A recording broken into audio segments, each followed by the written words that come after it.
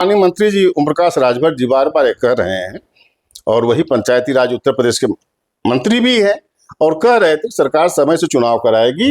यह जो असमंजस बना हुआ है केवल एसआईआर और जो यह प्रधानी का वोटर लिस्ट बन रहा था, जब यह वोटर लिस्ट फरवरी में आई थी तो दोनों में बड़ा डिफरेंस था। सरकार बार बार कह रही थी कि हम जो है समय से चुनाव कराएंगे, 26 मई तक उसका कार्यकाल समाप्त होता है, लेकिन जो अधिसूचना थी 12 जुलाई तक थी, क्योंकि 12 जुलाई तक प्रमुख और चेयरमैन का चुनाव हुआ था। 12 जुलाई के बाद जो है अधिसूचना समाप्त हो गई थी, तो सरकार करे हम 12 जुलाई से पहले करा देंगे।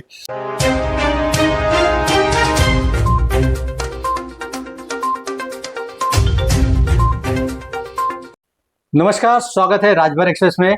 इस समय हम मुंबई में हैं और हमारे साथ है सोहेल भारतीय समाज पार्टी महाराष्ट्र के अध्यक्ष उमाशंकर राजभर जी हैं। चर्चा करेंगे राजनीति पे, महाराष्ट्र से लेकर उत्तर प्रदेश।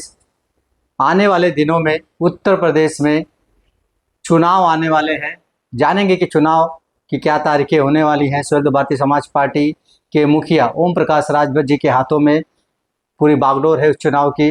अब देखना है कि चुनाव कब होने वाला है। जो चुनाव आने वाला है जिला पंचायत प्रधानी का, ये लोगों के मन में असमंजस बना हुआ है कि ये कब, इसका डेट कब, अभी तक कुछ निर्धारित नहीं हुआ है। ये कब तक आपके नज़र में, कब तक ये इस चुनाव की डेट फिक्स होने वाली है? ये तो डेट देखिए, इसके लिए माननीय मंत्री जी ओम प्रकाश राजभर जी बार बार कह रहे हैं और वही पंचायती राज उत्तर प्रदेश के मंत्री भी हैं और कह रहे थे सरकार समय से चुनाव कराएगी।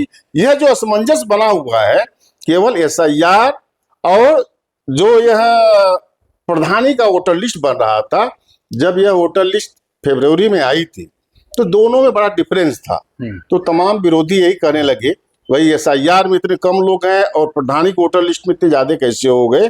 तो सरकार पुनः एसआईआर को रिवीजन करके भेजी और तमाम सक्रिय लोग हुए। आज देखिए, कल जो है एक नई लिस्ट एसआईआर की प्रकाशित हो गई है, जिसमें 13 करोड़ के ऊपर जो मतदाता है क्लियर है, 2 करोड़ के आसपास लोगों का नाम डिलीट हुआ है। उस समय 3.5 करोड़ के ऊपर डिलीट हुआ था, तमाम हाहाकार मचने के बाद जो है। और प्रधानी का जो है वोटर लिस्ट 15 अप्रैल को आ रही है। सरकार बार बार कह रही थी कि हम जो है समय से चुनाव कराएंगे, 26 मई तक उसका कार्यकाल समाप्त होता है, लेकिन जो अधिसूचना थी 12 जुलाई तक थी, क्योंकि 12 जुलाई तक प्रमुख और चेयरमैन का चुनाव हुआ था। 12 जुलाई के बाद जो है अधिसूचना समाप्त हो गई थी, तो सरकार करे हम 12 जुलाई से पहले करा देंगे। लेकिन कुछ समाजवादी के लोगों ने हाई कोर्ट में चले गए।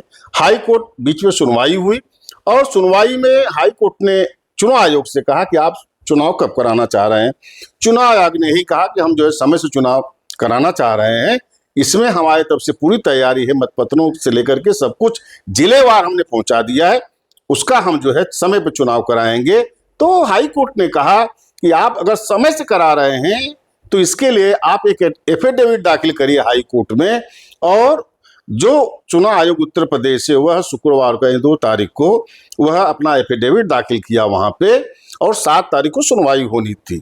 लेकिन अब फिर 7 को नहीं हो पाई, 8 को हुई, 8 को भी सुनवाई नहीं हो पाई। अब अगली डेट 16 अप्रैल लगी हुई है।